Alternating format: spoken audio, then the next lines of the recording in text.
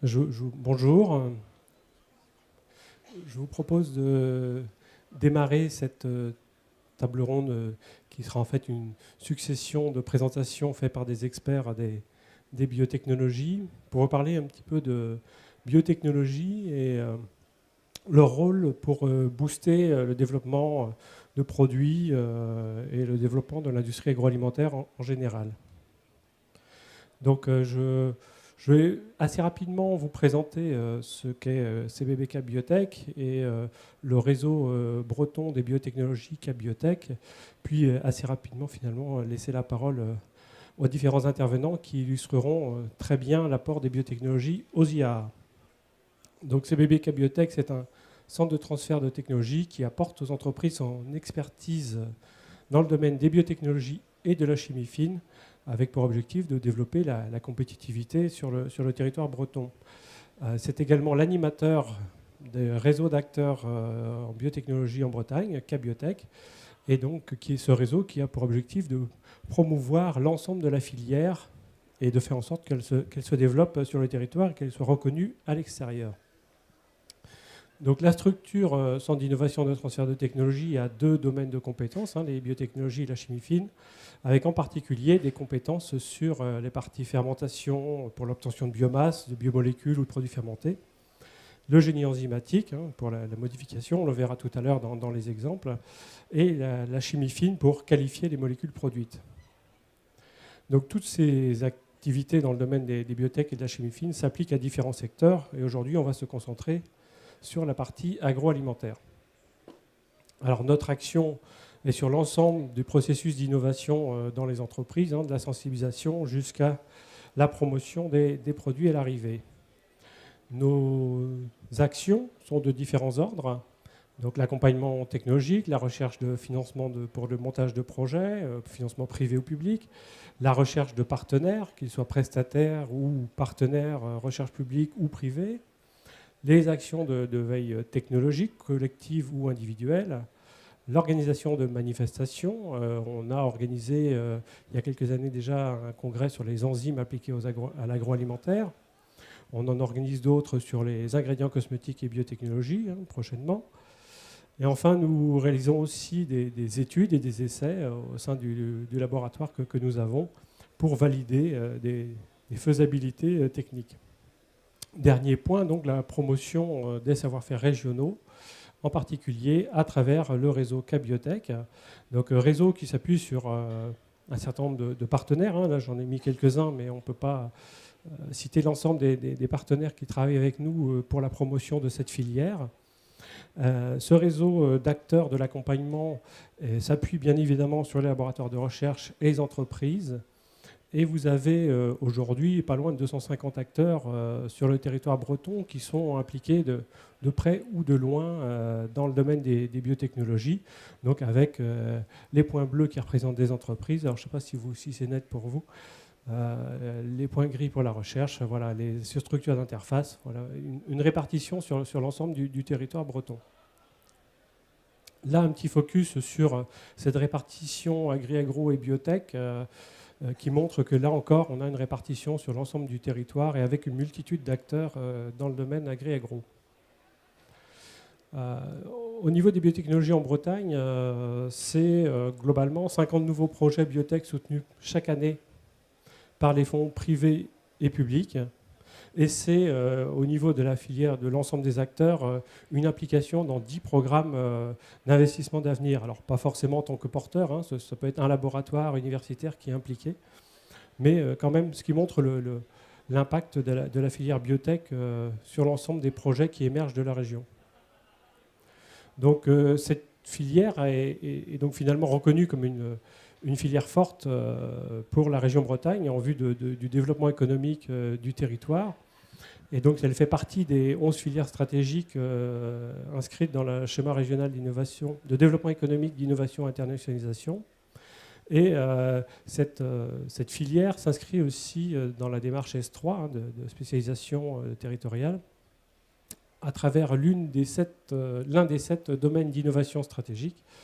Et en particulier, donc celui qui nous concerne aujourd'hui, le domaine agroalimentaire, avec 2 axes qui ont été mis en avant ici, mais il y en a d'autres, sur la qualité et sécurité sanitaire des aliments et sur l'usine agroalimentaire du futur, telle que représentée aujourd'hui dans le hall 10 sur le stand Valorial BDI avec l'ensemble des sites d'innovation technologique. Vous allez voir des démonstrateurs et puis des intervenants qui vous parleront de l'usine agroalimentaire du futur. Donc voilà pas mal de sujets qui sont au cœur finalement de la réflexion sur le territoire dans l'agroalimentaire et avec le support des biotechnologies. Donc je disais en introduction, les biotechnologies c'est un booster pour les IAA. Donc si on suit, je dirais, la définition de l'OCDE sur l'utilisation de la science du vivant, on a plusieurs leviers d'action au service des IAA, en particulier les outils de biologie moléculaire et la mise en œuvre de bioprocédés pour transformer ou valoriser de la biomasse. Donc parmi ces bioprocédés, bon, je ne m'attarderai pas sur les outils de biologie moléculaire qui seront évoqués dans le cadre des plateformes Biogène Ouest et par d'autres interventions. Juste quelques exemples comme ça. Donc sur la partie bioprocédés, il y a bien entendu, tout le monde connaît les procédés de fermentation, l'ingénierie enzymatique, les cultures cellulaires végétales, alors qu'il s'agisse d'ailleurs de cellules végétales terrestres ou marines, puisque la Bretagne est très impliquée dans les biotechnologies marines, avec effectivement un certain nombre d'applications possibles liées à l'utilisation de procédés biotech. Alors des choses très traditionnelles, de panification, produits laitiers, et puis des choses un peu plus, je dirais, à forte valeur ajoutée par la production de métabolites, d'acides organiques, de biopolymères, d'arômes, vitamines, pigments, antioxydants. Avant de passer la parole aux différents intervenants, moi j'avais juste envie de vous citer quelques projets. Juste en vous donnant les titres, parce que vous doutez bien que ces projets, pour certains, sont encore en cours et donc avec une grande confidentialité. Mais c'est pour vous donner un petit peu le spectre d'application des biotech sur le territoire. Alors ces projets, pour un certain nombre d'entre eux, sont accompagnés par CBB ou par d'autres structures, sont pour certains d'entre eux labellisés par des pôles et financés, soutenus par les collectivités en particulier. Donc, vous avez certainement entendu parler d'acteurs qui produisent des enzymes, des arômes alimentaires par voie enzymatique. Donc, il s'agit d'arômes carnés ou d'arômes de produits de la mer. Au niveau des protéines, effectivement, aujourd'hui, il y a une recherche forte d'essayer de valoriser toutes les protéines, et l'utilisation de procédés enzymatiques permet de valoriser des fractions moins nobles, je dirais, pour des applications alimentaires. Si on parle du projet Profil, qui est un gros projet porté par la filière laitière, un des axes, c'est pas le seul, mais un des axes concerne la fonctionnalisation des protéines laitières par bioingénierie enzymatique. Et puis j'avais envie de vous citer quelques noms de projets sur ACIPEV, sur la biopréservation, puisqu'on peut utiliser des micro-organismes aujourd'hui, en tous les cas au niveau de la recherche, et il y a même des acteurs qui aujourd'hui fournissent des solutions dans ce domaine pour protéger, pour augmenter la durée de vie de certains aliments, en mettant une flore positive à la surface de ces aliments. Le projet Blue Eco PHA sera présenté tout à l'heure par Pierre Lemeshko, donc sur la production de micro-organismes, par des micro-organismes de biopolymères à partir de coproduits des industries agroalimentaires. Autre projet Mvolio, donc, qui lui fait appel à des technologies un peu plus poussées sur la fermentation solide pour transformer là encore des coproduits agroalimentaires en actifs nutritionnels. Deux exemples de projets, Pescanco et Nutrapep, qui portent tous les deux sur de la valorisation par voie enzymatique de coproduits de poissons pour en faire des actifs à visée nutrition santé. Un autre projet, cette fois, qui est un projet lui plus recherche, Crazy Polysaccharides, qui vise à cribler des activités enzymatiques sur une collection de polysaccharides d'algues, l'objectif étant de faire ressortir là encore des actifs, alors pour l'alimentaire ou pour d'autres applications cosmétiques et autres. Deux autres projets récents aussi, là plus portés sur la production de métabolites, donc Elixir, qui est un projet qui porte sur la production de pigments alimentaires par culture cellulaire végétale, qui permet finalement de produire des pigments utilisables en agroalimentaire qui présente l'avantage de ne pas avoir les odeurs associées à l'extraction dans certains extraits végétaux. On a la couleur et quelques composantes odorantes qui restent. Là, par des techniques de culture cellulaire végétale, il est possible de ne produire que les pigments. Autre projet, Do Armor, qui s'appuie sur la culture de microalgues pour la production d'antioxydants naturels. Donc moi j'en ai terminé pour mon introduction. Je vais passer la parole aux différents intervenants pour quelques témoignages. Donc tout d'abord, j'ai le plaisir d'accueillir Yves Leloir, donc directeur de recherche à l'INRA STLO de Rennes, qui va nous parler de biodiversité microbienne et en particulier l'intérêt de cette biodiversité pour la filière lait et œufs. Les exemples, on verra si c'est plus l'œuf que le lait, mais voilà, en tous les cas, ce sont des sujets qui sont travaillés au niveau de l'INRA STLO. Puis Pierre Lemechko interviendra donc de l'Institut de recherche du Puy-de-Dôme de l'UBS de Lorient sur donc le sujet que j'ai évoqué tout à l'heure, le projet Blue Eco PHA. Donc Jocelyne Seyek d'Idées de Santé et François Mariette d'IRSTEA nous parlerons du réseau de plateformes Biogen West, le réseau de plateformes des sciences du vivant qui sont au service de l'agroalimentaire, avec un exemple sur la plateforme Prism par donc François Mariette. Et nous terminerons par une intervention de Vincent Gentil qui montrera que finalement les biotech, ça peut donner des analyses au service des industriels de l'agroalimentaire, avec un exemple sur l'immunocytométrie. Voilà, donc je vais appeler Yves Leloir pour venir faire sa présentation. Merci.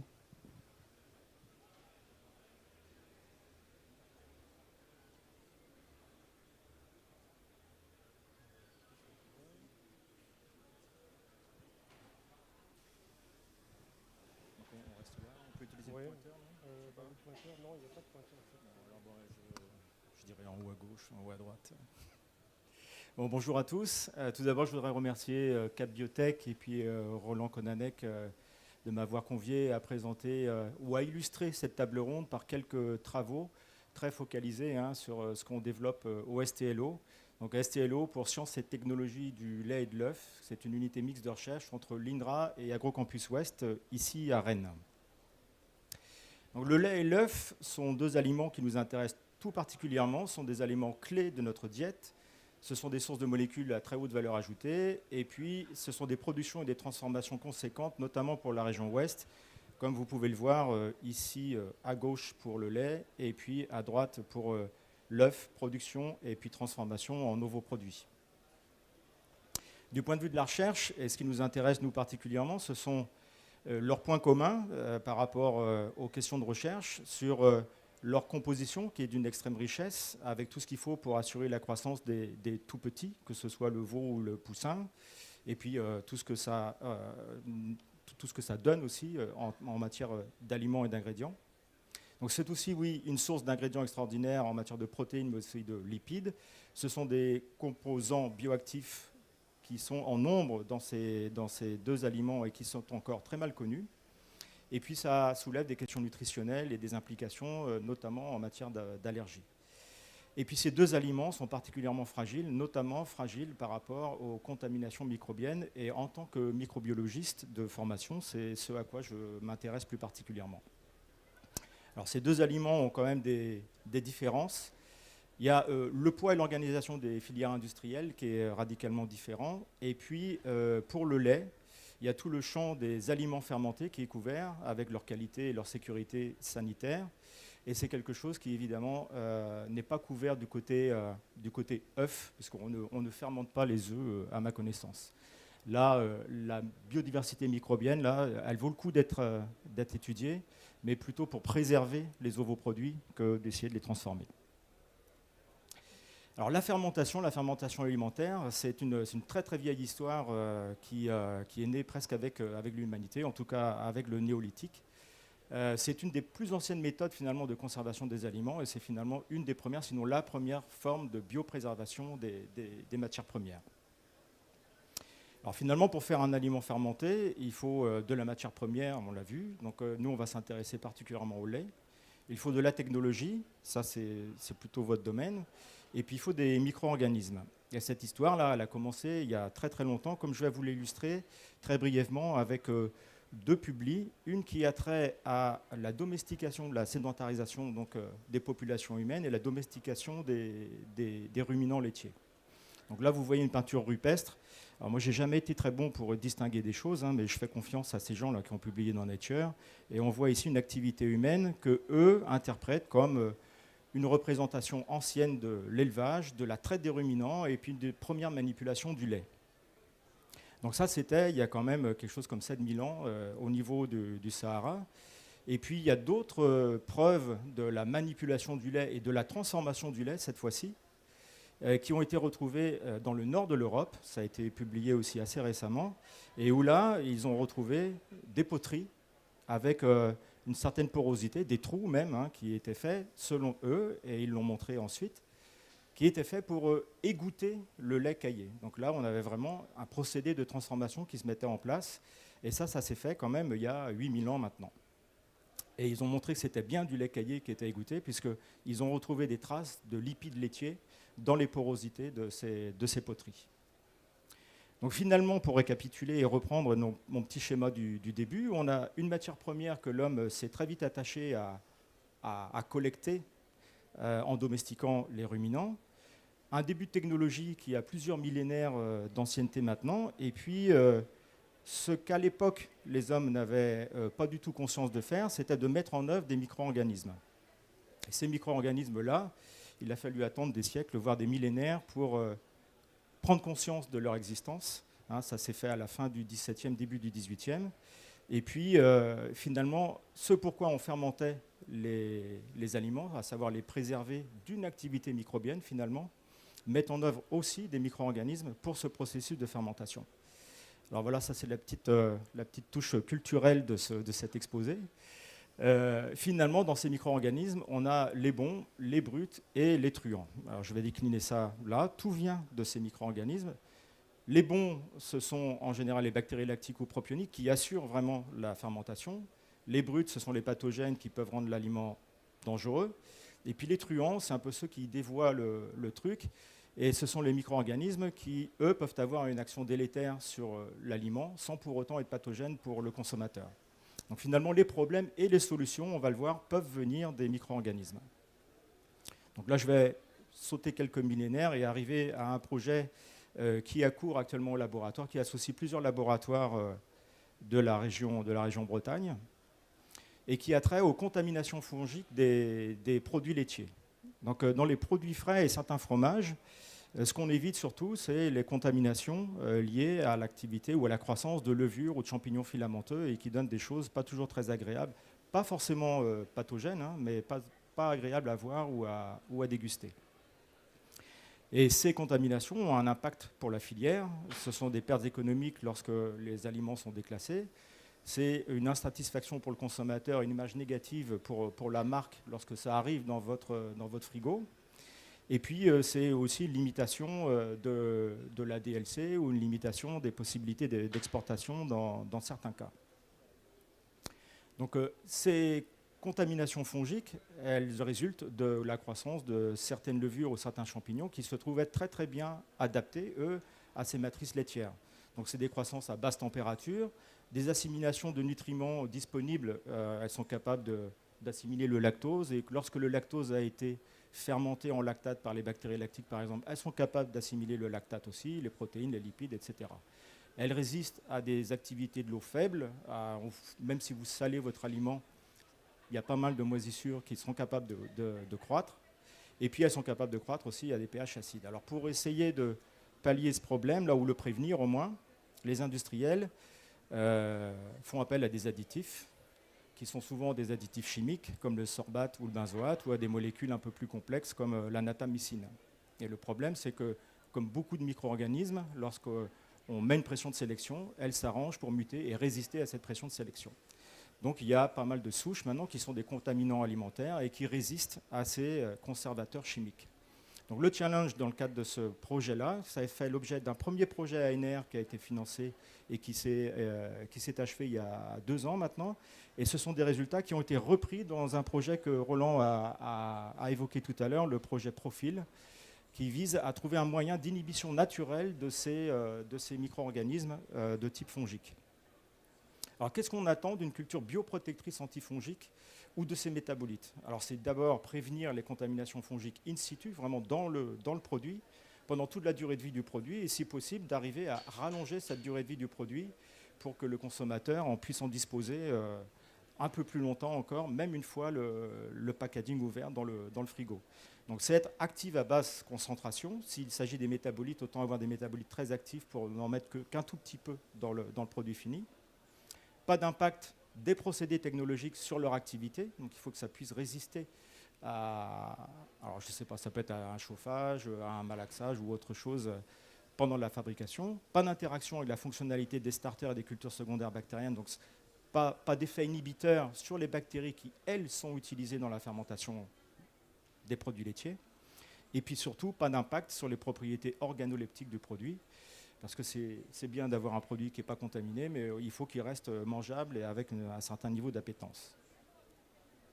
Alors il y a déjà pas mal de composés antifongiques qui sont produits et qui sont identifiés chez les bactéries lactiques. Ce sont souvent des acides gras, des acides organiques, des acides carboxyliques, des petites molécules, des dipeptides. Et puis il y a aussi tout ce qui résulte de la dégradation des protéines du lait elles-mêmes. Et c'est plutôt dans ce cadre-là que s'insère le projet Profil, qui est de fonctionnaliser des protéines du lait. Et je vais terminer avec des résultats qui datent plutôt du projet ANR, et qui ont développé, qui visaient à développer des cultures bactériennes donc protectrices antifongiques. Et ce sont des travaux qui ont associé l'UMR STLO, INRA Agrocampus, et notamment le CIRM, le Centre international de ressources microbiennes pour bactéries d'intérêt alimentaire, que nous hébergeons au STLO, et une autre collection au LUBEM à Brest, qui a aussi enrichi ce criblage de pas mal de souches de bactéries lactiques et qui surtout, eux, disposaient de l'expertise sur la partie fongique et les contaminants fongiques de ce type de produit. Donc, dans ce camembert, là, on voit différentes espèces de bactéries lactiques, des lactobacilles, des streptocoques, c'est assez barbare tout ça, mais en gros, il y a eu 700 souches de bactéries d'intérêt alimentaire qui ont été criblées, c'est du criblage haut débit, qui ont été criblées pour leur activité inhibitrice sur 6 espèces de champignons qui sont couramment retrouvées dans des contaminations alimentaires. Donc ce criblage-là s'est fait d'abord in vitro et sur des milieux de culture classiques. Et puis il y a eu ensuite des tests avec des partenaires industriels. Et finalement, le développement de levains antifongiques qui ont été validés sur 2 matrices modèles, une matrice yaourt et une matrice crème fraîche. Alors ce premier criblage-là, qui est passé par tout un circuit in vitro, criblage sur des milieux de culture synthétiques finalement, il s'est avéré assez peu productif, puisqu'au final, à peine 1% des souches du début ont pu aller jusqu'à l'étape de validation chez les industriels. Et encore, on n'est pas sûr que ça résiste vraiment au procédé industriel lui-même. Dans le cadre du projet Profil, on met la barre de criblage un peu plus haut, et ce premier criblage là, initial qui est représenté ou symbolisé ici par cette plaque, on va le faire directement, ou on le fait directement sur une matrice laitière, de façon à éviter de perdre beaucoup de candidats en route lorsqu'on va sélectionner sur le milieu de culture de laboratoire et qu'on va passer dans la vraie vie sur le milieu laitier. Donc finalement, pour reprendre mon petit schéma, ces micro-organismes-là, c'est une véritable malle au trésor pour la biopréservation, mais pour un tas de transformations agroalimentaires. Donc c'est un potentiel et des applications qui sont déclinables à l'envie. Alors d'abord par les collections de souches dont on dispose en région Bretagne, donc j'en cite 2 ici, le CIRM-BIA chez nous à Rennes, le LUBEM à Brest, les capacités de criblage haut débit qui sont disponibles dans nos laboratoires, et puis tout ce qu'on peut faire ensuite sur les caractérisations souche à souche par des méthodes omiques, et puis aussi les explorations au niveau des écosystèmes eux-mêmes, par des méthodes métaomiques, là cette fois-ci, où on va s'intéresser non pas à l'activité d'une souche isolée, mais l'activité d'une souche soit dans un complexe un peu plus complet, soit vraiment dans un écosystème complet. Donc tout ça est disponible dans l'Ouest. Et puis ce potentiel inhibiteur, tout ça nous permet d'envisager, d'exploiter donc ce potentiel inhibiteur de bactéries lactiques ou de bactéries propioniques. Ça permet aussi d'envisager la production de molécules inhibitrices, comme des métabolites qui ont été évoquées précédemment. Et puis ce qu'on n'a pas évoqué ici, mais qui a quand même le vent en poupe actuellement, c'est la découverte de bactériophages, soit pour la santé humaine, ou il y a des applications aussi potentielles en industrie agroalimentaire. Voilà, je vous remercie de votre attention.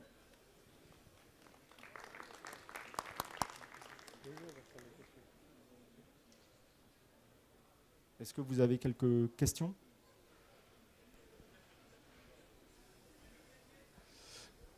Moi, j'avais juste une question à titre d'information. Dans le choix des bactéries sur lesquelles vous avez travaillé ou de l'ensemble de micro-organismes, ça vous a permis d'augmenter donc la durée de vie de l'aliment protégé et dans les essais qui ont pu être faits, ça peut augmenter de combien l'allongement de durée de vie, par exemple? Ça, c'est un aspect qui est l'objectif à long terme, et ça, c'est plutôt du ressort des industriels qui mettent en œuvre ensuite ces levains sélectionnés. À l'étape du projet Fonginib, qui est le projet qui a été financé par l'ANR, ce qu'on a vraiment cherché à faire, c'est ce qu'ils ont cherché, parce que je n'étais pas partie prenante là, c'est vraiment sélectionner des souches qui avaient une activité inhibitrice avec un challenge test qui était une matrice laitière pré-ensemencée vraiment avec les 6 espèces, une des 6 espèces fongiques que j'ai citées là. Cette étape-là de est-ce qu'on va réussir à augmenter la durée de vie du produit fini, on n'en est pas là pour l'instant, quoi. Ça sera plutôt développé dans le cadre du projet Profil, puisque cette idée de développement et d'aller jusqu'à l'innovation, et jusqu'à quelque chose qui soit vraiment tangible pour les industriels, c'est inclus dans le projet Profil, et très vite les industriels prennent la main et mettent en œuvre les découvertes des laboratoires pour les installer dans leur process. Et en termes de freins que vous avez évoqués, donc vous avez dit qu'effectivement il y avait un certain nombre un pourcentage relativement élevé finalement de micro-organismes qui ne passaient pas la barrière de transfert vers l'industrie. Quels sont les principaux freins finalement que vous rencontrez pour franchir cette barrière? C'est l'aspect technologique utilisé derrière, c'est le fait d'être dans la vraie vie où il y a déjà une compétition avec d'autres micro-organismes, ce sont des freins réglementaires peut-être aussi ou pas du tout? Non, à ce stade, ce ne sont pas des freins réglementaires parce que les 700 souches qu'on a utilisées étaient déjà des souches utilisées pour des fermentations alimentaires. Non, il s'agit plutôt de la barrière assez classique qu'on rencontre en ce qu'on observe dans une éprouvette ou dans un tube à essai en conditions de laboratoire, et puis ce qui se passe dans la vraie vie, quoi, que ce soit dans la nature elle-même ou dans un procédé alimentaire pour ce qui concerne les fermentations. Donc ça, c'est valable pour des facteurs d'inhibition sur des contaminants fongiques, c'est valable pour des bactériocines, par exemple, qu'on va sélectionner au laboratoire et qui, une fois mises en œuvre dans un produit, ou en tout cas les souches productrices mises en œuvre dans un produit, vont arrêter de produire leurs bactériocines ou ne vont pas être en mesure de le faire. C'est valable aussi pour certaines activités probiotiques qui peuvent être in vitro très très prometteuses, et puis lorsqu'on les met en œuvre dans un vrai produit, c'est pas aussi positif que ça. D'accord. Y a-t-il des questions complémentaires à poser à M. Leloir? Alors, si ce n'est pas le cas, nous allons passer, encore remercier Monsieur Leloir pour son intervention et passer à l'intervention suivante. Donc, je vais appeler Pierre Lemeshko qui va nous parler d'une autre utilisation de micro-organismes, mais cette fois pour valoriser des coproduits agroalimentaires et en faire des emballages de demain.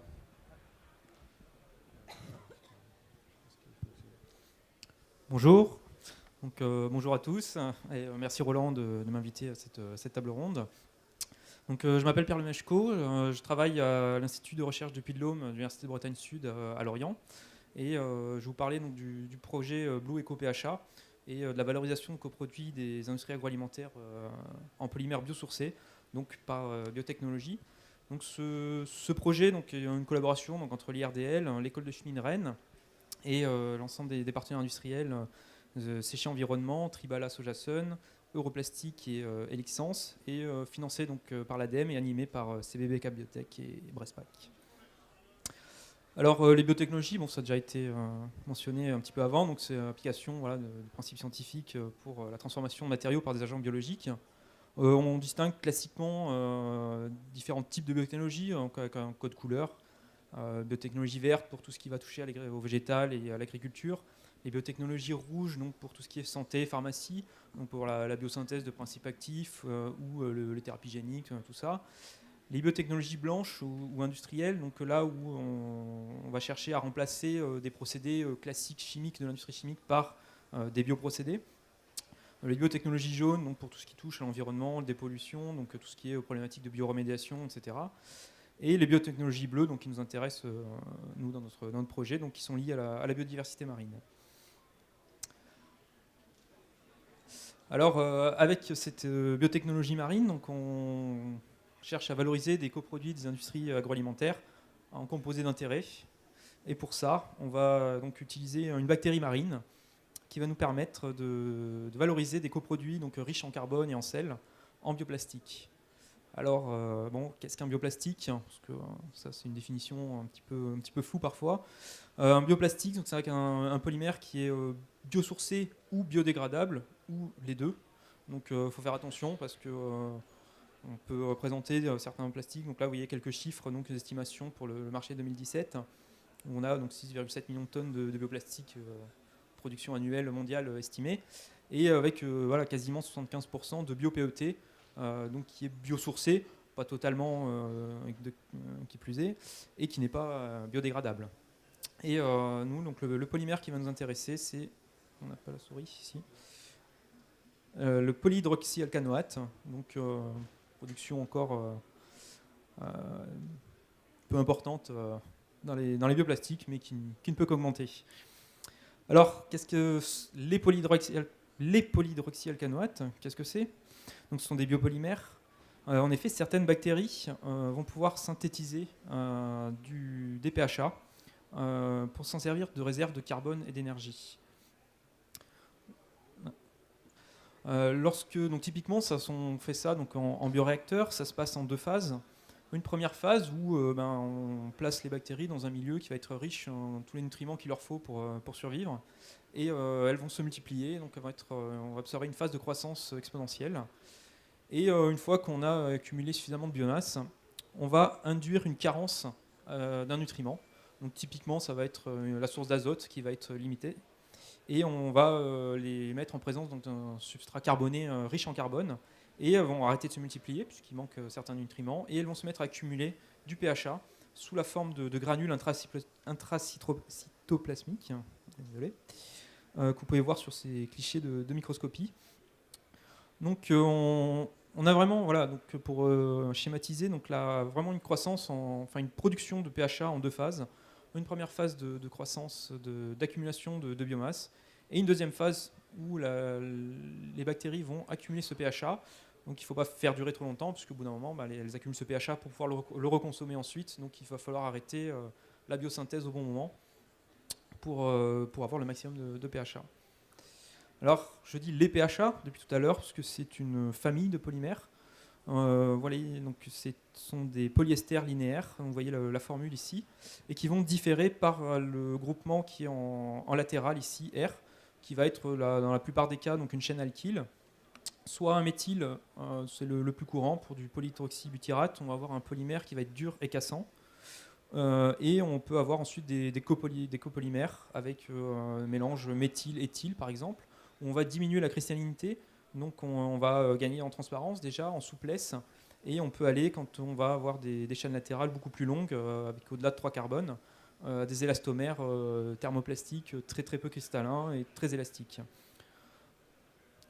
Donc tout ça, ça nous donne des polymères avec pas mal de propriétés intéressantes. Donc, tout d'abord, donc, ils sont biosourcés, puisque ces bactéries vont assimiler des substrats issus de ressources renouvelables. Ils sont biodégradables. Ils ont aussi donc, des propriétés intéressantes barrières au gaz. Et en fonction de leur structure chimique, on va pouvoir avoir accès à une gamme étendue de propriétés mécaniques. donc voilà, de thermoplastique très rigide, très cristallin, à des élastomères, à des élastomères élastiques. Et ils sont aussi biocompatibles, donc ça peut être aussi quelque chose d'intéressant.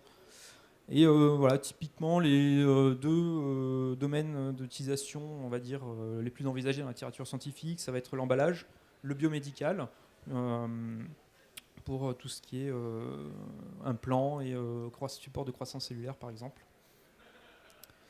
Alors, le projet Blue Eco PHA, donc, qui fait suite à deux projets. Donc, tout d'abord, le projet Biocombat, donc, qui a commencé en 2010, qui était vraiment donc, pour un screening des souches productrices de PHA et avoir un savoir-faire pour la production à l'échelle laboratoire en fermenteur de 5 litres, qui a été suivi ensuite par le projet PHA Pack, donc qui a validé la production à l'échelle pilote en fermateur de 50 litres et aussi l'utilisation donc, de déchets des industries agroalimentaires comme substrat de croissance pour les bactéries. Et aussi donc, des méthodes d'extraction plus vertes pour récupérer les granules de PHA. Et maintenant, le programme donc, Blue Eco PHA, qui a commencé en 2015, il y a à peu près un an, donc, vise à valider donc, une production à l'échelle semi-industrielle. Donc on vise la production en fermenteur de 2500 litres à peu près. On vise aussi à optimiser donc, les procédés d'extraction, réaliser une analyse de cycle de vie, qui va nous permettre d'identifier donc, les étapes les plus impactantes d'un point de vue environnemental.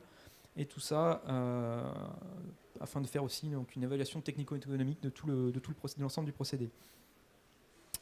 Donc, si je schématise, donc le projet Blue Eco PHA, donc après avoir sélectionné la souche productrice de PHA, on va donc jouer sur les substrats, donc qui vont être des coproduits issus des industries agroalimentaires, qui ont des faibles coûts. Donc, la production de PHA, donc l'objectif c'est le changement d'échelle. On essaye de jouer aussi sur les substrats, sur les recettes et les conditions de culture pour réaliser des polymères à façon. L'étape d'extraction, donc on vise une étape sans utilisation de solvants organiques. J'y reviendrai un petit peu plus tard. Et avec des puretés élevées, c'est toujours mieux. La formulation, la mise en forme, donc on est sur de l'emballage, donc voir la processabilité sur les techniques classiques d'extrusion, d'injection, la caractérisation et en fin de vie, d'évaluer différents scénarios de fin de vie afin de réaliser donc, ces analyses du cycle de vie. La souche marine, donc c'est une souche marine donc, qui a été sélectionnée, qui a été isolée sur des mollusques, donc des coques, des palourdes au large des côtes bretonnes. C'est une souche qui est non pathogène. Et on l'a fait pousser donc, sur des substrats donc, qui nous sont fournis par nos deux partenaires industriels spécialisés là-dedans, les Séché Environnement et Tribala, qui donc, nous fournissent typiquement en eau de lavage de process issus de la filière fruits et légumes. Et ces substrats donc, sont disponibles en grande quantité et surtout, on a une très bonne traçabilité donc, pour pouvoir déjà être sûr de la qualité de ces substrats et pour pouvoir réaliser les analyses de cycle de vie. L'étape d'extraction, donc on vise donc sans solvant organique, puisque les méthodes classiques utilisées dans les laboratoires, c'est l'utilisation de solvants organiques type chloroforme, dichlorométhane, ce qui n'est pas forcément le plus vert et le plus pratique pour et qui est coûteux en industrie. Donc on développe un procédé en utilisant notamment une digestion enzymatique, puisqu'on a donc la granule de PHA qui est à l'intérieur du cytoplasme, donc il va falloir lyser la cellule et aussi retirer la membrane lipidique qui est à la surface des granules de PHA. Donc il y a pas mal de composés non PHA issus de la biomasse à solubiliser, à digérer pour pouvoir récupérer notre polymère pur. Pour la formulation, donc on reste sur la mise en forme Elixence qui va s'occuper du compoundage. Et Europlastique pour la mise en forme par injection, donc pour des barquettes alimentaires. Et enfin, en fin de vie, donc on va se pencher donc, sur les notions de recyclabilité, biodégradation, afin de réaliser encore une fois donc, une analyse de cycle de vie. Donc analyse de cycle de vie qui va nous permettre donc, à optimiser le procédé, à voir quelles sont les étapes du procédé qui sont les plus impactantes et essayer de les corriger dans le bon sens. Et enfin, à la fin, de pouvoir proposer un procédé et de pouvoir certifier que chaque étape est la plus verte possible, entre guillemets. Quoi. Alors les avantages de l'approche biotechnologique, alors donc déjà c'est une nouvelle famille de polymères, c'est-à-dire que les PHA par voie chimique c'est très difficile à faire. On fait pas mieux on fait même beaucoup moins bien que les bactéries. Donc si on veut faire des PHA, il n'y a pas 36 solutions à l'heure actuelle. Il faut passer par l'approche biotechnologique. On peut quand même faire une synthèse à façon, puisque suivant donc, le couple souche-substrat, on peut faire varier la structure chimique.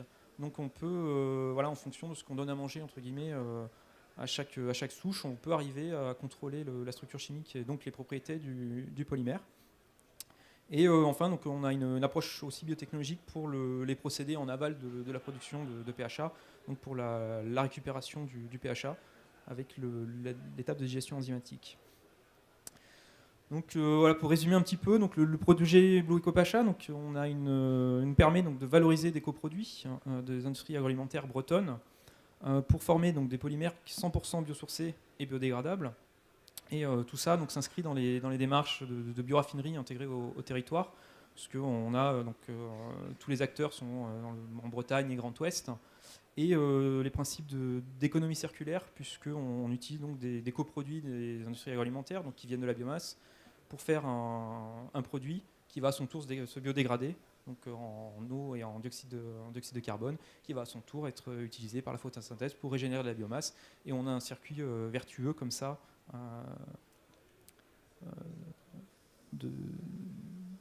pour la formation de ce polymère. Voilà, je vous remercie de votre attention.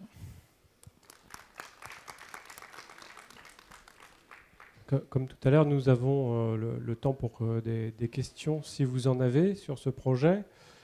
Sachant que demain matin, je crois qu'il y a une présentation de Stéphane Bruzo aussi sur la partie plus emballage. Je ne vole pas la parole à l'assistance. Oui, je trouvais super intéressant cet exposé. Je voulais savoir si, puisque vous êtes tributaire des apports de coproduits de l'industrie alimentaire, comment est-ce que vous comptez vraiment contrôler la nature du biopolymère produit, et notamment ce groupement, ça joue sur le groupement alkyle ou le niveau de polymérisation? Plutôt sur le groupement alkyle. Pardon. Ouais, c'est plutôt sur le groupement alkyle, si on va avoir un homopolymère de butyrate avec juste le méthyle, ou un copolymère HBHV. Après, sur la disponibilité et puis la variabilité du substrat, en tout cas ça, nos partenaires, les fournisseurs de substrats, en tout cas sont assez positifs sur le truc, qui leur substrat est assez contrôlé en termes de composition et de disponibilité. Et autrement, puisque finalement ça se passe en fermenteur, alors c'est peut-être un peu moins vert, mais est-ce que vous avez envisagé de manipuler cette bactérie là pour qu'elle en produise encore plus? Ça c'est une question un petit peu épineuse par rapport au consortium, donc, voilà. Mais ça pourrait s'envisager. Non, ça s'envisage ailleurs en tout cas. Merci. D'autres questions? Moi j'avais une question peut-être complémentaire sur... Là-bas, il y a une question. Ah, pardon, excusez-moi, oui.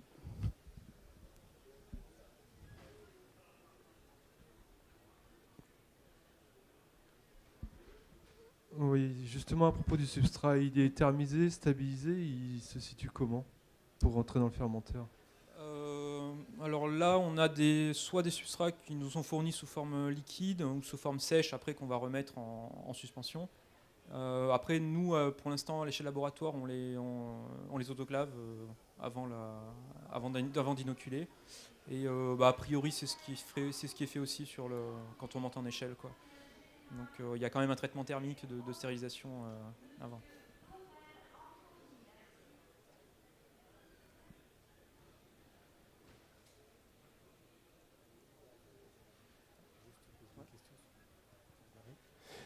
J'avais moi juste une petite question complémentaire ou une précision, parce que qu'est-ce qui a amené au choix finalement de bactéries marines et de biotechnologie bleue? C'est parce que ça permet de limiter les contaminants? Il y a d'autres raisons? C'est un hasard heureux? À la fois, on est en Bretagne, donc on a aussi une source de biodiversité à portée de main. Et les bactéries marines, en tout cas sur des process industriels, ont cet avantage de travailler en milieu salin, donc qui évite aussi des contaminations par des bactéries classiques de l'atmosphère. Donc c'est aussi un avantage qui a été en tout cas remarqué déjà plusieurs fois à des conférences, dans des publications. Et dernier, ah oui, petite question au fond, là-bas, s'il vous plaît.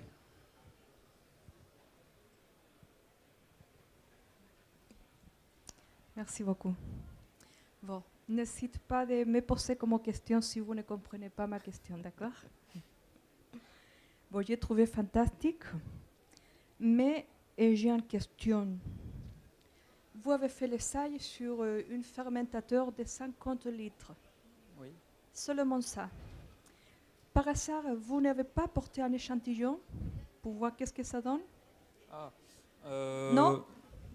Non, on a d'autres échantillons on a un îlot au niveau de la EOL10 G4, je crois, usine agroalimentaire du futur. Vous voyez, on a des éprouvettes, des films et des granulés.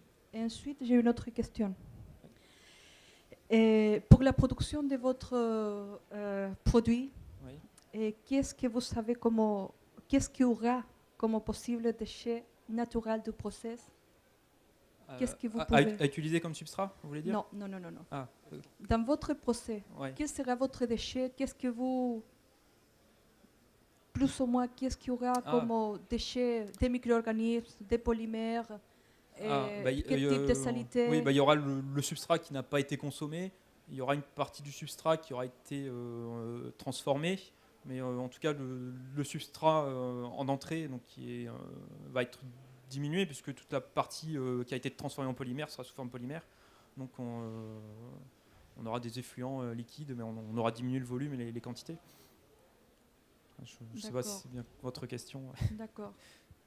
Ben oui, vous rentrez un produit A, oui. c'est fait en chose B, oui. Et sortira A et B. C'est ça que vous me dites.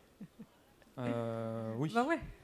D'accord. Oui, il y a un peu moins de A, puisque tout ce qui s'est transformé en B sera en moins.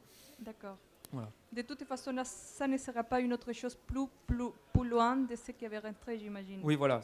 Après, ça restera du biologique, donc éventuellement biologique. D'accord. retraitable. Enfin, c'est pour ça qu'on essaye aussi de s'affranchir de l'étape extraction solvant pour ne pas faire rentrer justement des choses plus polluantes à l'intérieur.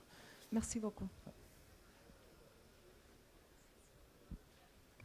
Dernière petite question, juste sur la partie transformation effectivement de ces PHA. Je suppose que le consortium travaille aussi sur des additifs verts, parce que si en amont on travaille sur la production d'un PHA plus vert, je suppose que pour aller jusqu'à l'emballage, il y a aussi d'autres aspects sur lesquels vous travaillez, où le consortium travaille. Oui, bien sûr, si on produit un polymère vert, on ne va pas après, pour avoir des propriétés mécaniques, rajouter des charges et des additifs qui ne sont pas verts. C'est à l'école de chimie, où il y a un projet sur les dérivés d'huile de brocoli notamment, pour plastifier le PHA qui ont été faits. Après, spécifiquement sur le projet, je ne sais pas s'il y a eu d'autres tests de fait, mais en tout cas, c'est quand on aura la matière et puis qu'on fera ces tests-là, c'est clairement quelque chose qui... une question de toute façon qui rentrera aussi dans l'analyse de cycle de vie, donc on ne pourra pas passer outre. Merci Pierre, merci pour les questions également. Je vais donc passer maintenant la parole à la présentation de la plateforme Biogène Ouest et d'une des plateformes, la plateforme Prism en particulier. Et donc j'invite à me rejoindre, c'est fait, Jocelyne Lesseillec d'Idées de Santé et François Mariette de l'ERSTEA. Et je vais tout de suite passer la parole à Jocelyne Lesseillec. Bonjour, merci Roland pour l'invitation. Alors, je vais vous présenter très rapidement Biogène Ouest, le réseau de plateformes qui est à votre service. Donc, qu'est-ce que Biogène Ouest? C'est le réseau de plateformes du Grand Ouest en sciences du vivant et de l'environnement. et qui met à disposition des outils d'excellence pour la recherche académique et pour les entreprises privées. Donc c'est un réseau interrégional localisé sur les 2 régions Bretagne et Pays de Loire qui a été labellisé dès 2002 par le ministère de la Recherche. Et il était organisé en forme de GIS, donc groupement d'intérêt scientifique, avec 11 membres fondateurs, parmi lesquels on retrouve les universités de l'Ouest et les grands organismes de recherche présents sur nos 2 territoires. Le directeur est Christian Dio, qui est par ailleurs chercheur à l'INRA. Donc Biogène Ouest est soutenu financièrement par les 2 régions, Bretagne, Pays de Loire, et puis par le ministère de la Recherche. Alors quels sont les missions et objectifs de ce réseau ? Biogène Ouest soutient la recherche en sciences du vivant et de l'environnement en coordonnant des plateformes technologiques ouvertes à la communauté scientifique, du public et du privé, afin de permettre l'accès à des plateformes technologiques de haut niveau, mutualiser les équipements et les compétences sur les plateformes en évitant les redondances, participer collectivement à l'évolution technologique du Grand Ouest avec de la veille technologique et de la R&D qui sont faites sur ces plateformes, diffuser aussi la connaissance par des formations ouvertes à tous et enfin contribuer au rayonnement scientifique et au développement économique du Grand Ouest. Alors Biogène Ouest, c'est un réseau de 33 plateformes technologiques qui sont répartis dans différents axes technologiques que sont la génomique, la protéomique, l'exploration fonctionnelle, la bioimagerie, l'analyse structurale et métabolomique et la bioinformatique. Sur ces 33 plateformes, 16 plateformes sont certifiées ISO 9001. Ces plateformes sont au service de 4 thématiques qui sont la mer, l'agro, la santé et la bioinformatique. Et donc Biogène Ouest est un réseau interdisciplinaire et très transversal. Alors les plateformes, elles acquièrent des équipements collectifs de haute technologie et coûteux. Elles recrutent des personnels hautement qualifiés pour les faire fonctionner. Elles développent des compétences spécifiques. Elles organisent des journées d'animation et de formation, soit sous forme de mini-colloques ou de rencontres. Et elles sont ouvertes au monde industriel, soit en faisant des prestations de services, soit par des partenariats commerciaux ou enfin à travers des collaborations scientifiques. Alors, quelques exemples, je ne vais pas vous présenter toutes les plateformes, mais alors, l'axe génomique, donc c'est pour étudier la fonction des gènes, leur expression, leur régulation et leur interaction. Donc, ça peut servir à sélectionner des variétés animales ou végétales présentant des caractéristiques agronomiques d'intérêt. Ça peut faciliter la traçabilité des aliments, des cultures et des animaux d'élevage. Ça peut aussi améliorer les outils d'évaluation de la sécurité des nouveaux aliments. L'axe protéomique, donc, c'est pour étudier des ensembles de protéines, donc leur rôle, leur structure, leur localisation et leur interaction. Et donc ça peut servir à détecter des agents pathogènes dans des aliments, par exemple, ou repérer les protéines indésirables, comme les allergènes, dans une matrice alimentaire. Au niveau de l'axe exploration fonctionnelle, je citerai la plateforme Terrasset, qui est une plateforme d'exploration des fonctions et des pathologies sur le petit animal. Et ça peut servir donc à évaluer des effets thérapeutiques ou protecteurs de molécules ou de composés alimentaires, ou encore caractériser des effets fonctionnels d'un produit en identifiant et en comprenant son action pour trouver le ou les organes cibles et définir les doses actives. Au niveau de l'axe bioimagerie, donc juste après, vous aurez un exemple de la plateforme PRISM, qui est la plateforme RENES d'imagerie et spectroscopie multimodale. Donc je passe. Au niveau de l'axe analyse structurale et métabolomique, donc 2 plateformes que je vous cite. La plateforme BIPS, qui est une plateforme donc biopolymère, biologie structurale, qui propose des méthodes d'analyse des biopolymères dans des systèmes biologiques ou des systèmes synthétiques et modèles, comme les aliments et les matrices alimentaires. Donc BIPS peut permettre d'identifier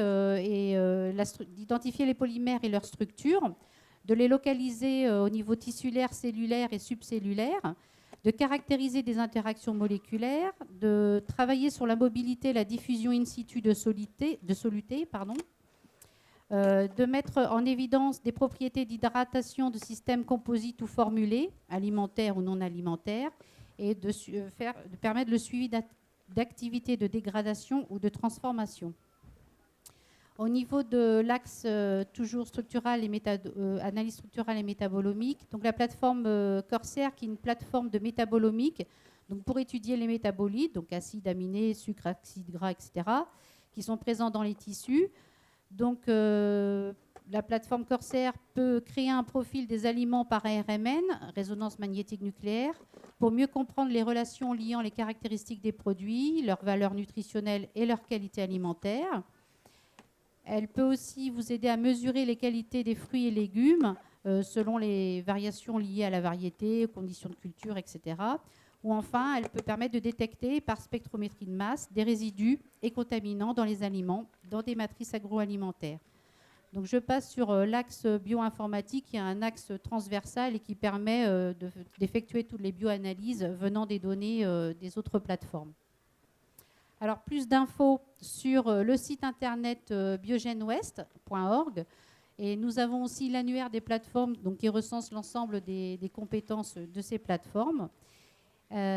Plus d'infos aussi, j'en profite pour faire un peu de publicité, pour le congrès Gen2Bio qui est organisé de façon annuelle par Biogen West, qui tourne sur la région Bretagne et Pays de Loire, et qui est un colloque donc, gratuit, mais l'inscription est obligatoire. Vous pouvez toujours vous inscrire avant le 21 mars.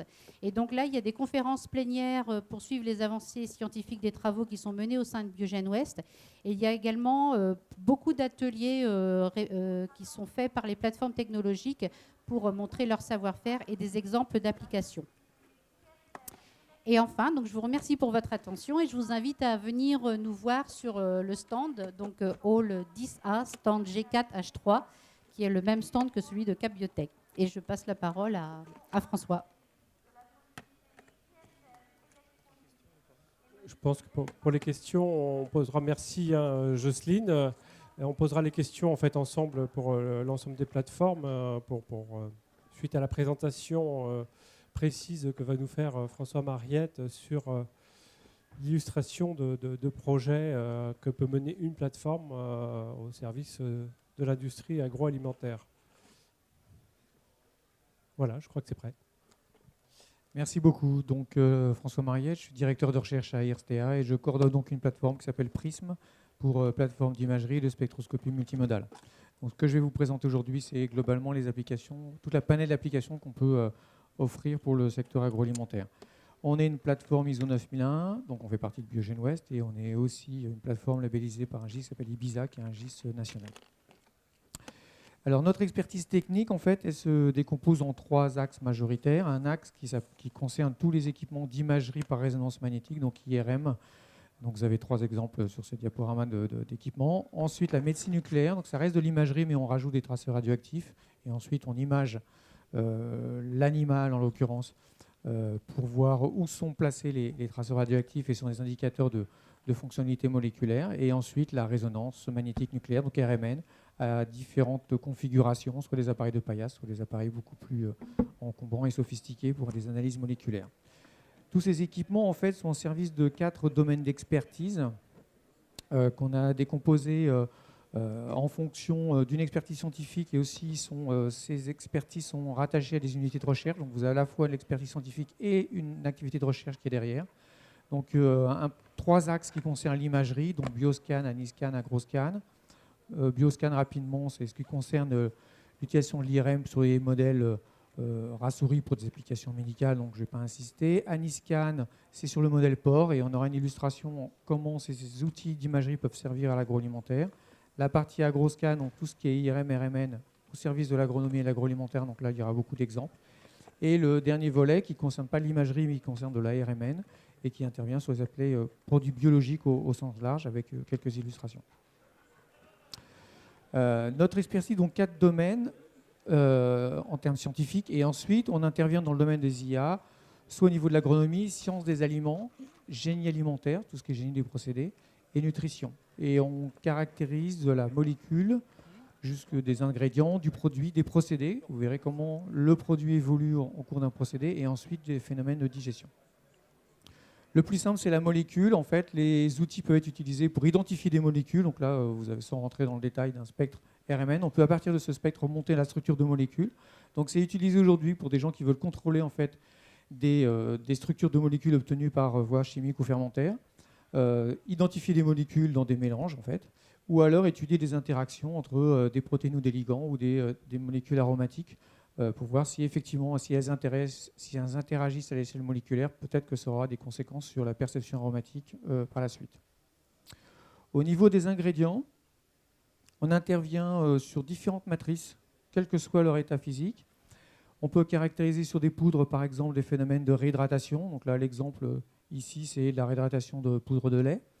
Ça peut être appliqué sur des produits beaucoup plus importants, des produits extrudés, par exemple, pour voir quelle vitesse l'eau migre à l'intérieur du produit et vraiment comment elle est localisée. Donc à partir de là, on peut regarder l'influence de la formulation sur le comportement de la réhydratation, l'influence du stockage et, comme je le disais avant, la migration interne au niveau des produits.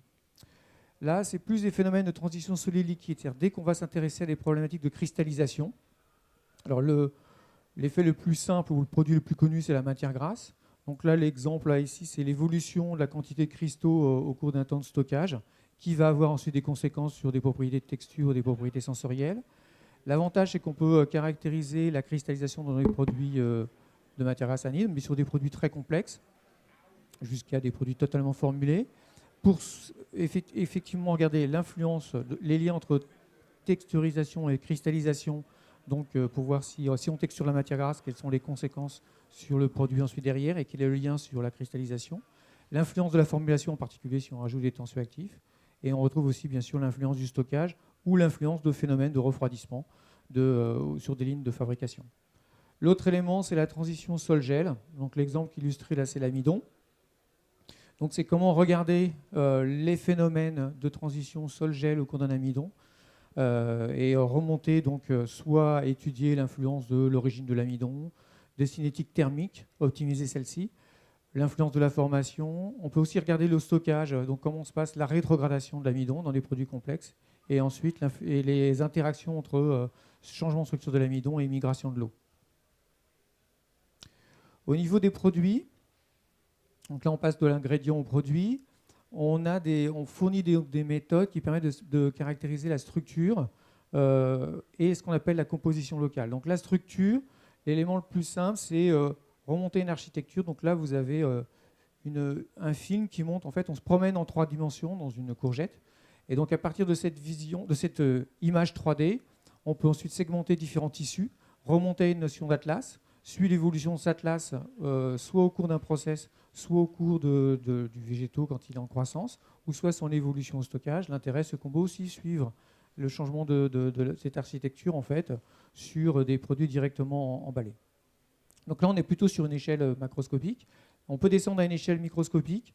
Donc là, ce que je vous présente, c'est sur cette illustration-là, en fait, on a un marqueur moléculaire qui suit en fait l'évolution de la formation d'un réseau et en fait qui est directement lié à l'augmentation de porosité. Donc on forme un réseau. Et en fait, il va évoluer au cours du temps et la taille de ces pores va augmenter, ce qui peut avoir un effet sur des propriétés de relargage, par exemple.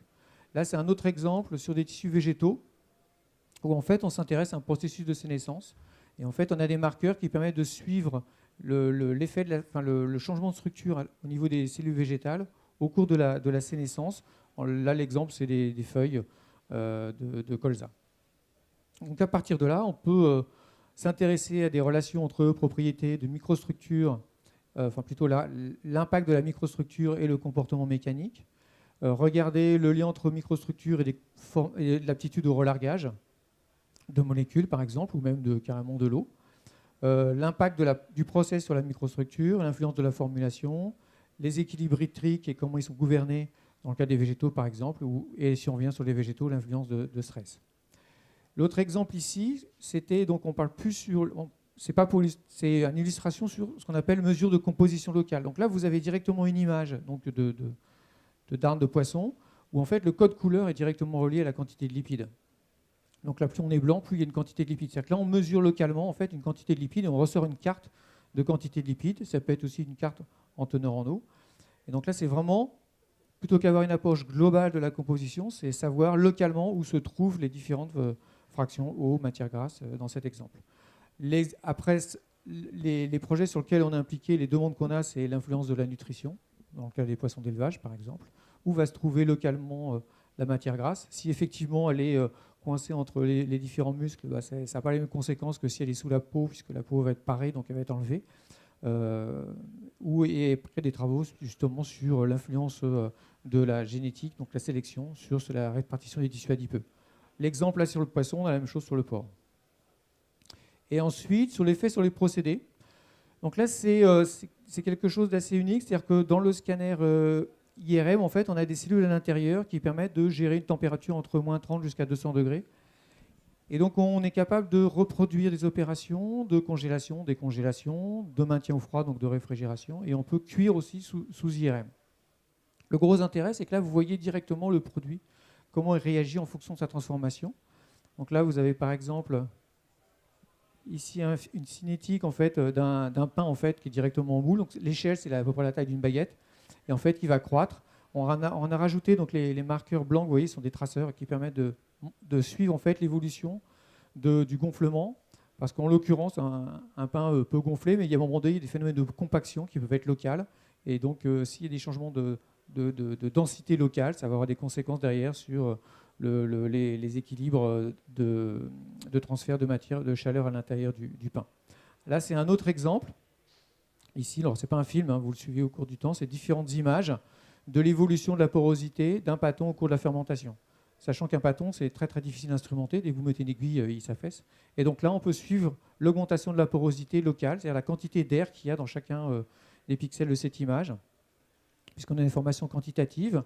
Et là, les travaux, c'est soit optimiser le processus de fermentation en jouant sur bien sûr les bactéries, les levures en l'occurrence, soit regarder l'impact des process en amont, parce qu'il y a beaucoup de pains qui sont congelés en amont et ensuite délivrés sur des postes des points de vente pour ensuite remis en fermentation et éventuellement carrément recuits. Donc voilà l'impact de la congélation sur l'aptitude au pain à reprendre un processus de fermentation normal.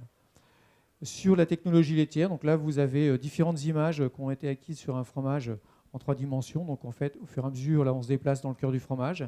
Et là, le défi qu'on nous a demandé, c'était d'extraire, donc là vous avez l'image qui a été traitée, et d'extraire de cette information, de ces images en fait, différentes informations qui étaient l'épaisseur de la croûte, la présence des cheminées ici, le développement de la pâte avec les gradients qu'on voit apparaître ici, de façon quantitative et au cours du temps. Et là, le dernier exemple, c'est un processus d'égouttage, toujours en technologie laitière, où là, l'échelle couleur, en fait, c'est directement la teneur en eau. Ensuite, l'aliment, il peut être ingéré. Donc là, on intervient au niveau de la plateforme Prism sur 2 types d'approches. Une caractérisation qu'on appelle la cinétique de vidange gastrique. Donc là, en fait, vous avez ici donc un porc qui est vigile, donc qui n'est pas du tout anesthésié, et en fait, à qui on a... qui a consommé un aliment sur lequel on peut jouer sur sa formulation. Et en fait, on regarde les conséquences de cette formulation sur ce qu'on appelle la vidange gastrique.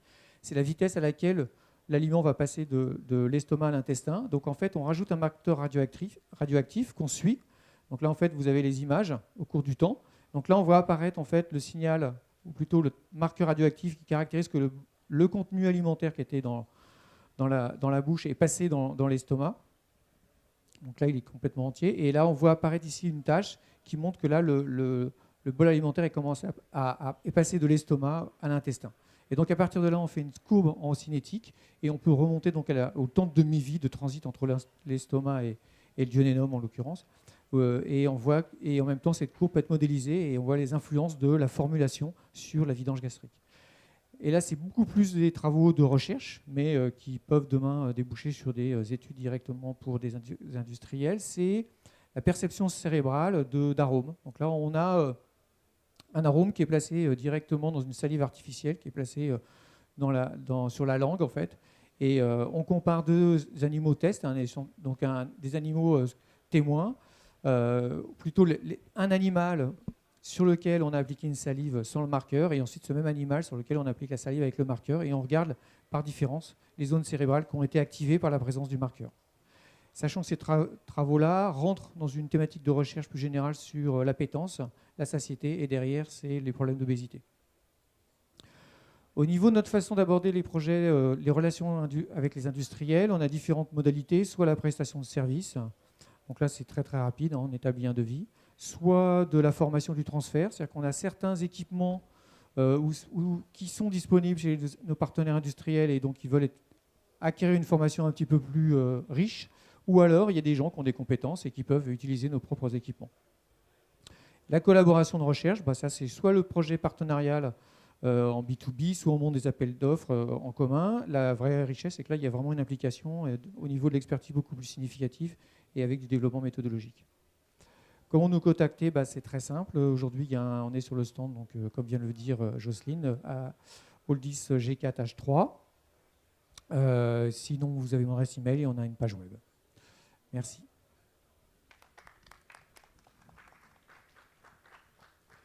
Des questions suite à ces présentations sur les plateformes et leur potentiel au service des entreprises agroalimentaires. Moi, j'en avais une petite peut-être pour vous avez parlé. Donc, on voit bien que les projets vont quasiment du suivi de la cuisson du pain à l'analyse de la perception cérébrale des arômes. Les PME, globalement, font partie de vos clients partenaires ou c'est plutôt des entreprises de plus grande taille? Alors, je ne sais pas, je veux dire, peut-être sur la plateforme Prism, mais peut-être de manière plus générale pour Biogène Ouest. Au niveau de la plateforme Prism, en fait, ce sont plutôt au plus petits, ce sont des ETI. Donc là, on arrive à avoir des projets, je dirais, en B2B. Les PME, elles interviennent surtout quand il y a des consortiums qui se mettent en place, dans des projets qui sont financés soit dans le cadre du PAO ou de Valorial. Donc là, elles interviennent à ce moment-là. Mais en direct, les PME, pour l'instant, au niveau agroalimentaire, les PME, on ne les voit pas intervenir auprès de la plateforme. Je pense qu'on a encore des pas à franchir pour attirer les PME sur des plateformes technologiques. Alors, dans le domaine de la santé, il y a des PME qui ont des partenariats avec les plateformes. Mais c'est vrai que l'agro, comme dit François, c'est plutôt des groupes. Effectivement, peut-être qu'au niveau des ingrédients, sur des suivis de problématiques d'émulsion, de choses comme ça, vous pouvez suivre effectivement grâce à vos outils. Ça pourrait être intéressant aussi d'essayer d'augmenter ces liens avec les entreprises. Est-ce qu'il y aurait d'autres questions? Non, je vais vous remercier pour cette intervention en binôme. Et donc appeler maintenant Vincent Gentil, qui va nous, justement, je parlais de PME, donc une PME de Saint-Malo, qui va nous parler d'immunocytométrie pour des productions de qualité. Et donc, on va voir là la mise en œuvre d'une technologie au service des industries agroalimentaires. Je vais... Hop.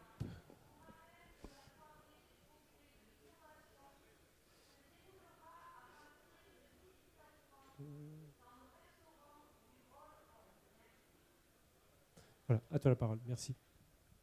Merci Roland, merci de m'avoir invité. Donc effectivement, je vais clore cette table ronde en parlant d'outils de diagnostic pour ma part. Et en parlant d'une technique qui est déjà largement connue, en tout cas dans le monde de la santé et aussi dans le monde agroalimentaire. Ce n'est pas tout à fait neuf. Donc la cytométrie en flux, pour les gens qui ne connaissent pas, qu'est-ce que c'est? Le principe, c'est de faire passer des cellules ou des particules devant des lasers. Ces particules ou ces cellules, on les a rendues fluorescentes avec des marqueurs et on mesure la lumière. Donc c'est une méthode qui est déjà commercialisée dans l'agroalimentaire. Vous avez sans doute peut-être déjà rencontré cette technologie chez ex-AES Chemunex, maintenant Biomérieux, à titre d'exemple. Donc ça fait plus de 20 ans que c'est utilisé dans l'agroalimentaire. Ça fait aussi plus de 20 ans que je fais de la cytométrie en flux.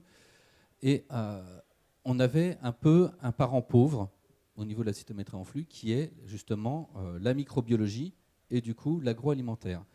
Pourtant, il n'y a pas de raison pour que ce ne soit pas utilisé.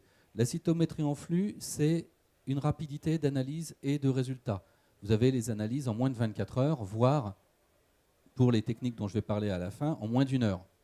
Donc c'est de l'analyse ultra rapide. On a une valeur statistique parce que là, on va pouvoir analyser plusieurs milliers ou voire millions d'événements et trouver des petites populations à l'intérieur. Donc on va même pouvoir aller chercher des événements rares. C'est déjà largement utilisé pour du contrôle de matières premières au niveau de l'industrie agroalimentaire. Donc ça permet de piloter la production en temps réel et de façon très très précise. Du coup, pour les entreprises qui sont déjà équipées, ça permet de réduire les accidents de fabrication donc d'avoir une économie. Mais il y a toujours un revers à la médaille. Le problème de cette technologie, c'est son manque de spécificité. À l'heure actuelle, dans l'agroalimentaire, la cytométrie en flux, elle vous détecte des organismes vivants morts, mais il y a très très très peu de méthodes qui vont vous identifier l'organisme en question. Ou, et ça c'est les techniques, et ça a été tout le marché notamment, puisque je les ai cités, puisqu'on est en Bretagne, d'AES Chemunex, avec une logique de pré-enrichissement ou de sélection par culture. C'est-à-dire qu'on retombe sur des techniques pasteuriennes, on fait une culture sur milieu spécifique, et ensuite on fait un dénombrement rapide en cytométrie. L'intérêt, on a réduit de 5 jours à 2 jours. Et puis l'autre problème, c'était la matrice. Les matrices agroalimentaires, c'est quand même pas toujours très évident à utiliser. Donc tous ces éléments-là faisaient que la cytométrie en flux a tardé à vraiment bien se développer dans le marché de l'agroalimentaire. L'autre frein, il faut appeler un chat, c'est la marge. Vous développez une trousse de diagnostic pour le médical, vous mettez 2 zéros derrière le chiffre et ça se vend. Vous faites la même chose dans l'agroalimentaire, vous n'avez pas vraiment intérêt à mettre 2 zéros derrière parce que vous ne le vendrez jamais. Et ça, pour les plus gros industriels, c'était un frein. Donc, on n'investit pas sur la partie agroalimentaire. Alors, les lignes commencent à bouger et l'exemple que je vous donne, alors on n'est pas dans la technique spécifique, mais c'est l'industrie du lait qui a décidé qu'après tout, puisqu'ils utilisaient l'outil cytométrie, pourquoi ne pas passer sur de la norme ISO et en faire la référence, puisque jusqu'à présent, la référence, c'était la technique pasteurienne de culture sur boîte. Donc il y a une norme qui vient d'être publiée là, 2016, c'est un travail qui date depuis 2014, qui définit une méthode de quantification des bactéries lactiques ou des probiotiques au moyen de la cytométrie en flux. On n'est toujours pas spécifique. Mais bon, là, on est un peu particulier. On part d'une matrice qui a été stérilisée et dans laquelle on a rajouté des probiotiques. L'intérêt, c'est pour les producteurs de ferments de vérifier que leurs ferments sont bien en état et pouvoir se référencer auprès d'une norme ISO, donc d'avoir quelque chose qui, sur le plan international, soit standardisé. L'intérêt pour les producteurs de yaourt, les producteurs de fromage, pour citer, puisque l'image là elle est sur un producteur de yaourt, c'est de pouvoir piloter en temps réel leur production en disant voilà, le ferment que j'ai mis en début de production, il était viable, le ferment que j'ai en cours de production n'est pas altéré ou ne s'est pas dégradé, donc j'évite l'accident de production.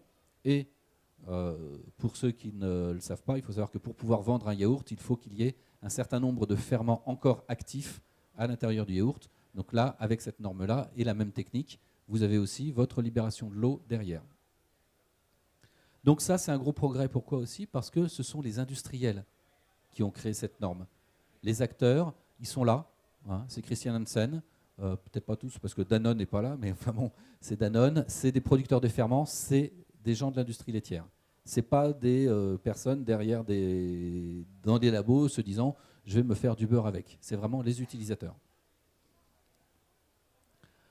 Alors, néanmoins, il y a des voies d'amélioration obligatoires si on veut que cette méthode se développe. Je vous l'ai dit, les deux principaux écueils, c'est le manque de spécificité et le pré-enrichissement initial. Manque de spécificité fait qu'on ne peut pas faire de diagnostic précis, notamment si vous avez une contamination, et le pré-enrichissement fait que vous perdez des informations sur ce qu'on appelle les viables non cultivables, qui sont des micro-organismes qui sont altérés mais qui ne sont pas morts. Donc qui peuvent, dans des bonnes conditions, se remettre à proliférer ou produire des coproduits à bas bruit sans qu'on puisse les détecter. Et la cytométrie, elle a le potentiel, puisqu'on le fait déjà depuis des années, de faire à la fois du spécifique et du physiologique. Et à l'heure actuelle, c'est la seule technique qui permet de faire ça en un temps aussi rapide. Mais pour ça, il faut des marqueurs spécifiques. Alors, globalement, pourquoi est-ce qu'on m'a invité quand même? Parce que ça, je ne l'ai pas dit. Amaroc Biotechnologies, c'est effectivement une petite société qui est basée sur Saint-Malo. Vous voyez le logo dans le coin en haut à gauche. Il a 4 couleurs et je ne vais pas répéter le code couleur parce que ça a été fait au début de présentation, au début de table ronde, mais c'est parce que nous, on intervient dans tous les domaines des biotechnologies. Notre spécialité, c'est justement l'outil de diagnostic. Et cet outil de diagnostic, ce qu'on sait faire dans le médical, on sait le faire dans l'agroalimentaire, on sait le faire dans l'environnement, et c'est juste une question de bataille de clochers qu'il a fallu mettre des couleurs. Mais c'est les mêmes outils, et notre spécialité, c'est ce transfert de méthodes et de technologies. Donc, on agit principalement dans 2 grands pôles. Un pôle de service, on a un laboratoire d'essai, et dans ce laboratoire d'essai, on valide des outils diagnostiques, on valide des méthodes de diagnostic, principalement pour le biomédical, mais c'est la même chose pour l'agroalimentaire.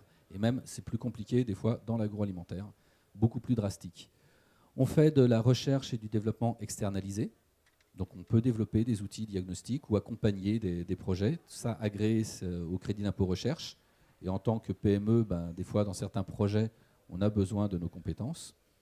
On a une plateforme analytique. Vous allez voir, on a développé des outils diagnostiques, des outils spécifiques et des outils non spécifiques. La norme que je vous ai montrée sur le lait, nous on sait faire l'analyse. C'est-à-dire que si demain vous nous dites je voudrais regarder mon contrôle de process, on vous le fait. Il n'y a pas de problème. Et vous n'êtes pas obligé de tout de suite investir, mais de regarder déjà ce que ça peut vous apporter dans votre système. Donc on peut faire les contrôles de ferment lactique. On va pouvoir faire des analyses d'une levure de contamination qui s'appelle les Brettanomyces, et ça je vais vous l'expliquer après. On fait de la formation. Formation, on l'a développée aussi en e-learning, ce qui permet de faire de la formation à bas coût et surtout en restant chez vous. C'est ouvert 24 heures sur 24, 7 jours sur 7. Il n'y a pas de problème. Et donc, on a nos propres produits. Donc, pour l'agroalimentaire, le Brettatest. Brettatest, c'est l'exemple de la cytométrie spécifique que je vais détailler juste après, qui a été déjà primé. Il a reçu un Cival d'argent à Angers en 2015.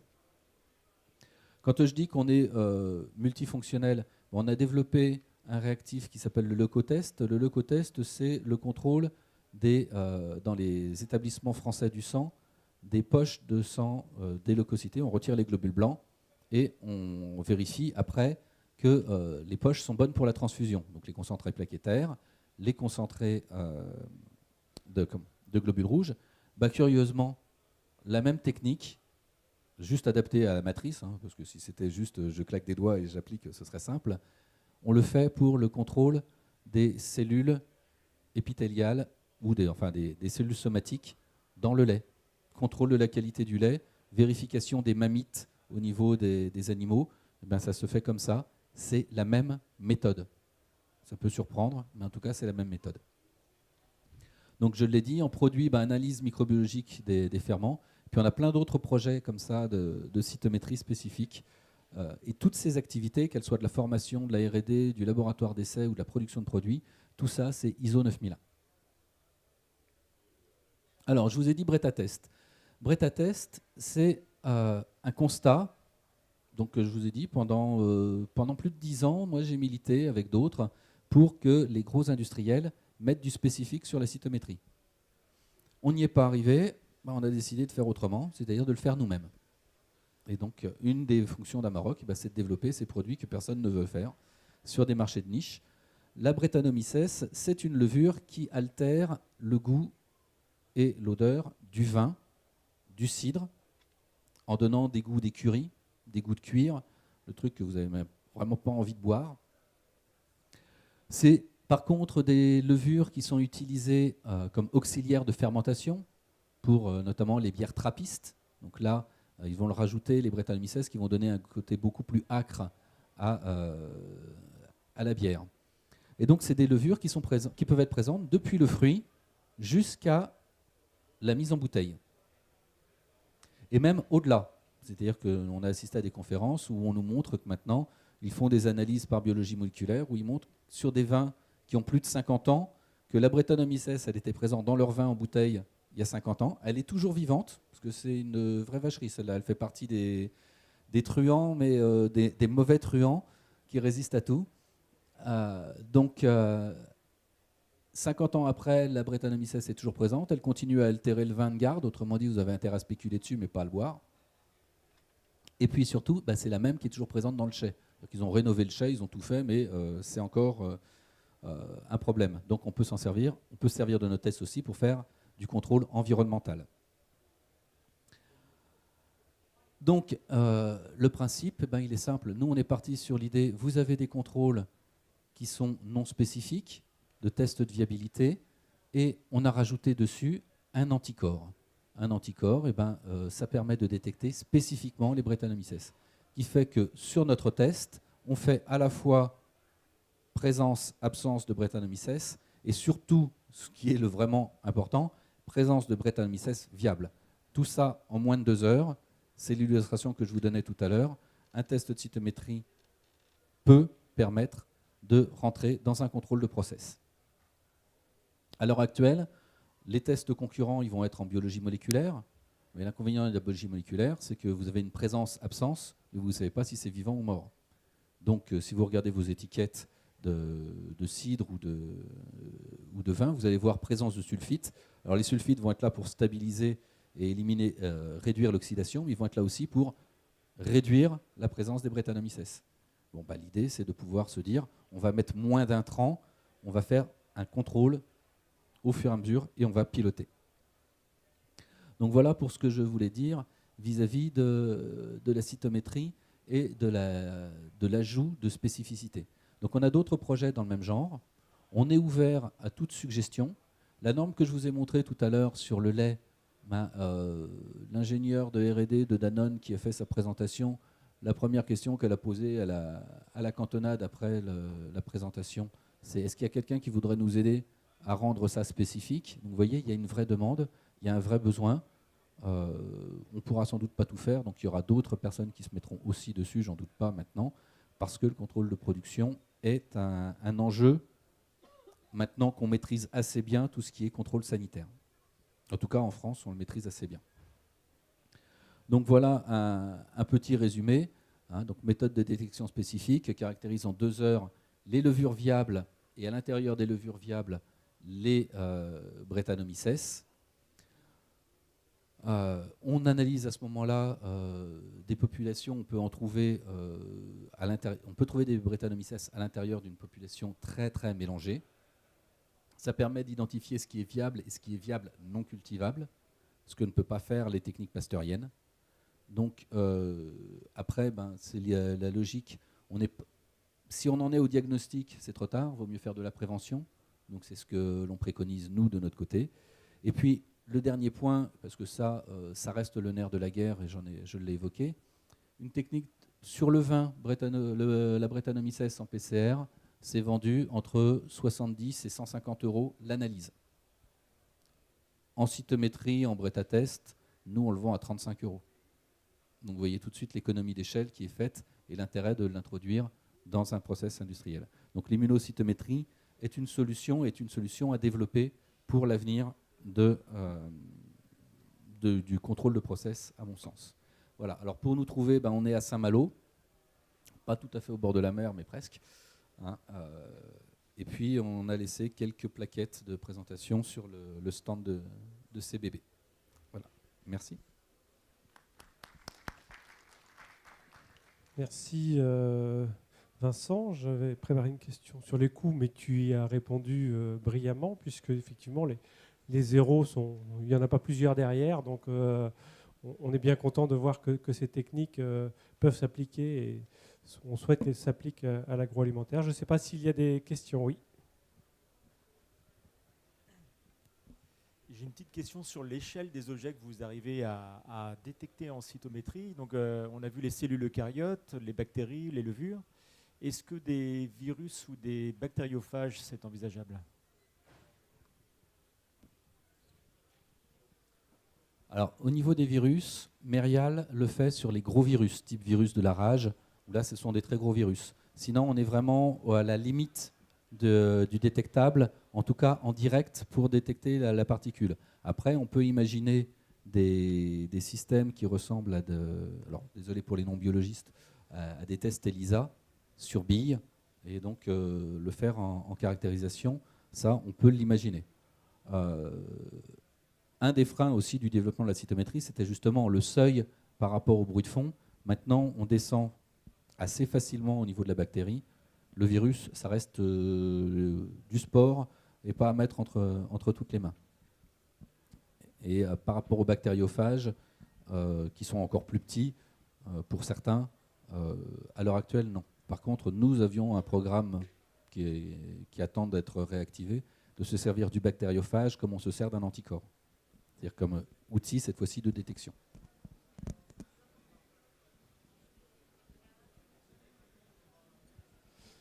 Merci Vincent. Il ne me reste plus qu'à conclure en remerciant une nouvelle fois l'ensemble des intervenants. Bon, c'est vrai que l'enjeu était difficile. L'objectif à atteindre de faire le tour de toutes les biotechnologies appliquées aux industries agroalimentaires, au service des industries agroalimentaires en 1h30. Mais je pense que là, on a pu, à travers les différentes interventions, faire un petit tour de l'ensemble du spectre d'application des biotechnologies, des contrôles qualité au développement d'emballage, en passant par des nouveaux produits, des innovations. Et bon, on n'a pas forcément eu le temps de parler des aliments fermentés, qui est un sujet très en vogue actuellement, mais ce sera à l'occasion d'une autre table ronde. Et de toute façon, je vous invite tous à venir poursuivre les discussions donc dans le hall 10, stand H3G4, où nous avons un stand et l'ensemble des partenaires sont présents au moins cet après-midi, voire certains pendant les 3 jours du salon. Et vous voyez que vous avez pu voir, j'espère que ça vous a montré que l'ensemble des acteurs bretons des biotechnologiques et du réseau Cap Biotech est dynamique et est prêt à investiguer le champ des possibles dans l'application des biotech au service de l'agroalimentaire. Merci à vous.